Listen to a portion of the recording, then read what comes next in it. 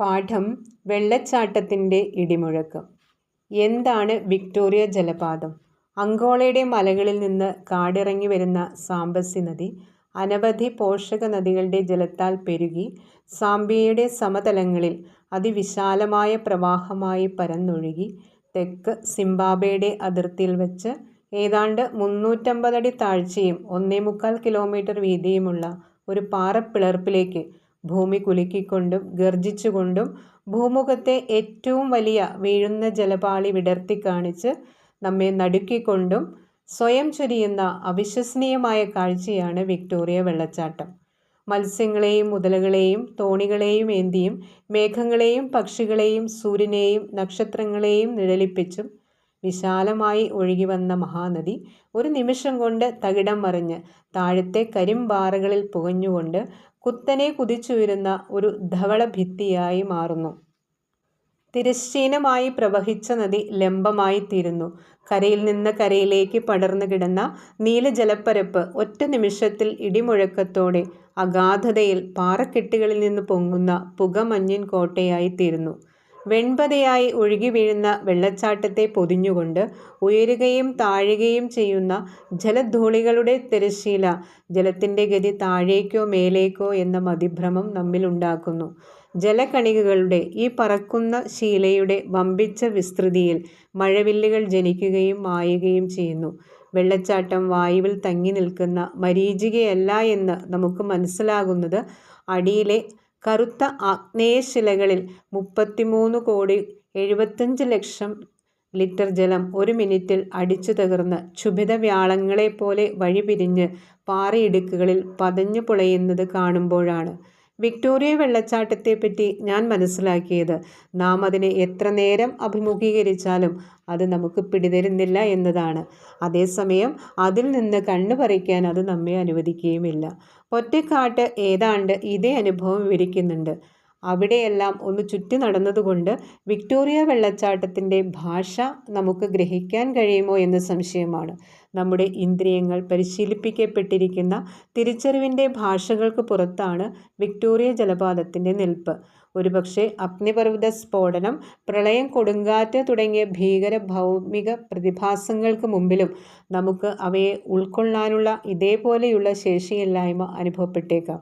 പക്ഷേ വിക്ടോറിയ വെള്ളച്ചാട്ടം നമ്മെ അവയെപ്പോലെ ഭീഷണിപ്പെടുത്തുന്നില്ല. എന്നാൽ ഇല്ലെന്ന് പൂർണ്ണമായും പറയാനാവില്ല. കാരണം ഗർത്തത്തിൻ്റെ അടിത്തട്ടിൽ ജലപാതം തല്ലിച്ചിതറുന്ന മിനുത്ത കൃഷ്ണശിലകളിലേക്ക് നോക്കി നിൽക്കുമ്പോൾ എന്നെ ഭയാനകമായ എന്തോ ഒന്ന് പിടിച്ചു കുലുക്കി. എന്തായിരിക്കാം? ഞാൻ ആലോചിച്ചു. വീഴുന്ന 33 കോടി ലിറ്റർ വെള്ളവും അടിയിലെ കല്ലും കൂടിച്ചേരുന്ന ഒരു ബിന്ദുവിലെ രക്തം കട്ടിയാക്കുന്ന യാഥാർത്ഥ്യം. എന്തായിരിക്കാം പിളർപ്പിൻ്റെ വക്കിൽ നിന്ന് 350 അടി താഴെയുള്ള പാതാളത്തിലേക്ക് ഊർന്നു വീഴുന്ന ധവളധാരയുടെ സൗന്ദര്യത്തിനുള്ളിലെ ഭീകരസത്യം? ഒരുപക്ഷെ നമ്മെ കിടിലം കൊള്ളിച്ചുകൊണ്ട് തന്നെ വെള്ളച്ചാട്ടം അതിൻ്റെ അമ്പരപ്പിക്കുന്ന അഴകുകൊണ്ട് ആലിംഗനം ചെയ്യുകയും കോരിത്തരിപ്പിക്കുകയും ചെയ്യുന്നു. അന്തർമുഖരെ ധ്യാനത്തിലേക്ക് നയിക്കുന്നു. പൊറ്റക്കാട്ട് എഴുതി. എതിരെ വെള്ളച്ചാട്ടവും നോക്കിക്കൊണ്ട് ആ മഴക്കാട്ടിലെ ഒരു വള്ളിക്കുടിലിൽ ഞാൻ കഴിച്ചുകൂട്ടിയ മണിക്കൂറുകൾ മറക്കാവുന്നവയല്ല. വാസ്തവത്തിൽ 1700 മീറ്റർ വീതിയുള്ള പിളർപ്പിലൂടെ വീഴുന്നത് പല വെള്ളച്ചാട്ടങ്ങളാണ്, ഒറ്റപ്പാളി വെള്ളമല്ല.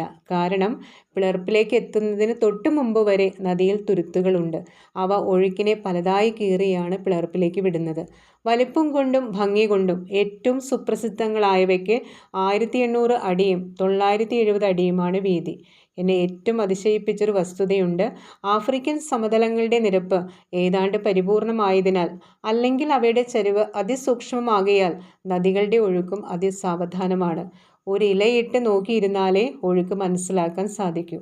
വിക്ടോറിയ വെള്ളച്ചാട്ടത്തിൻ്റെ വക്കിലെത്തും വരെ സാംബസി നദിയുടെ അവസ്ഥ ഏതാണ്ട് ഇതാണ്. ഒഴുക്ക് കാണാനില്ല. പെട്ടെന്നിതാ തുരുത്തുകളും പാറക്കെട്ടുകളും നിറഞ്ഞ ആ വൻ ജലപ്പരപ്പ് താഴേക്ക് തലകുത്തി മറിയുന്നു. വെള്ളച്ചാട്ടത്തിന് കഷ്ടിച്ച് 500 മീറ്റർ മുകളിൽ ഞാൻ എൻ്റെ ഗൈഡുകളോടൊപ്പം നദിയിലിറങ്ങി കുളിച്ചു. നമ്മുടെ നാടൻ പുഴയിലെ പോലെ പാറകൾക്കും പുൽത്തുരുത്തുകൾക്കുമിടയിൽ ശാന്തമായി കിടക്കുന്ന തെളിഞ്ഞ വെള്ളം. എൻ്റെ ഗൈഡ് മൈക്കിളും അവൻ്റെ സുഹൃത്ത് വാഷിങ്ടണും ഞാനുമൊത്ത് ആ ഇളം ചൂടുള്ള വെള്ളത്തിൽ വളരെ സമയം ചാടി കുളിച്ചു. താഴെ നിന്ന് വെള്ളച്ചാട്ടത്തിൻ്റെ ഇടിമുഴക്കം പോലെയുള്ള ഗർജനം കേൾക്കാം. ഞങ്ങൾ മുങ്ങിക്കിടക്കുന്ന ആ തെളിനീരാണ് തൊട്ടു താഴെ ഭൂമിയിലെ ഏറ്റവും വലിയ ജലപാതമായി മാറുന്നതെന്ന് വിശ്വസിക്കാൻ വിഷമം തോന്നി. കുളിക്കാനായി വെള്ളച്ചാട്ടത്തിന് തൊട്ടു പിന്നിലുള്ള സ്ഥലം തിരഞ്ഞെടുത്തതിനും കാരണമുണ്ട്. അവിടെ നിന്ന് 1 കിലോമീറ്ററിന് മുകളിൽ പോലും സാംബസിയിലെ വെള്ളത്തിൽ കുളിക്കുക പോട്ടെ, കയ്യോ കാലോ മുക്കുന്നത് പോലും അപകടമാണ്. ഒറ്റക്കടിക്ക് നമ്മളോ നമ്മുടെ പ്രിയപ്പെട്ട അവയവങ്ങളോ എന്നേക്കുമായി ചീങ്കണ്ണികളുടെ ദന്താരണ്യ നിബിഡമായ നീളൻ വായിലേക്ക് അപ്രത്യക്ഷമാകും. ഹിപ്പോകളുമുണ്ട് വെള്ളത്തിൽ. അവ മാംസഭോജികളല്ല. അവ നമ്മെ വധിക്കുന്നത് വെറും വിരസത കൊണ്ട് മാത്രം. പച്ചക്കറിയും കഴിച്ച് തുറിച്ച 2 കണ്ണുകൾ മാത്രം വെള്ളത്തിന് മുകളിൽ കാണിച്ച് മുങ്ങിക്കിടന്നുകൊണ്ടേയിരിക്കുമ്പോൾ ആർക്കാണ് ലോകത്തോട് വെറുപ്പ് തോന്നാതിരിക്കുക? പക്ഷേ ഇക്കൂട്ടർക്കെല്ലാം എന്തോ അത്ഭുതകരമായ ബോധജ്ഞാനത്തിലൂടെ കുറച്ചു താഴെ തങ്ങളെ കാത്തിരിക്കുന്ന എടുത്തുചാട്ടങ്ങളെപ്പറ്റി അറിയാമെന്നതിനാൽ ജലപാതത്തിന് തൊട്ടു പിന്നിലുള്ള ഭാഗം നമുക്ക് സുരക്ഷിതമാണ്. മീനുകളെ ഞാൻ കണ്ടു. പക്ഷേ അവ പോലും വെള്ളച്ചാട്ടത്തിന് പിന്നിൽ എവിടെയോ ഒരു ലക്ഷ്മണരേഖ വരച്ചായിരിക്കും ജീവിക്കുന്നത്. വിക്ടോറിയ വെള്ളച്ചാട്ടം ഇരിക്കുന്നത് ബോട്സ്വാന, സാംബിയ, സിംബാബ്വെ എന്നീ 3 രാജ്യങ്ങൾ ചേർന്നുണ്ടാക്കിയ കോണിലാണ്. ഈ ഭാഗത്ത് സാംബസി നദി തന്നെയാണ് 3 രാജ്യങ്ങളുടെയും അതിർത്തി. നദിയുടെ മധ്യത്തിലൂടെയും വെള്ളച്ചാട്ടത്തിൻ്റെ നടുവിലൂടെയും അതിർത്തി രേഖ കടന്നുപോകുന്നു. എന്നാൽ വെള്ളച്ചാട്ടത്തിന് കുറേ പിന്നിൽ ബോട്സ്വാന അവസാനിക്കുന്നതിനാൽ വെള്ളച്ചാട്ടത്തെ പങ്കുവയ്ക്കുന്നത് സിംബാബ്വെയും സാംബിയയും മാത്രമാണ്.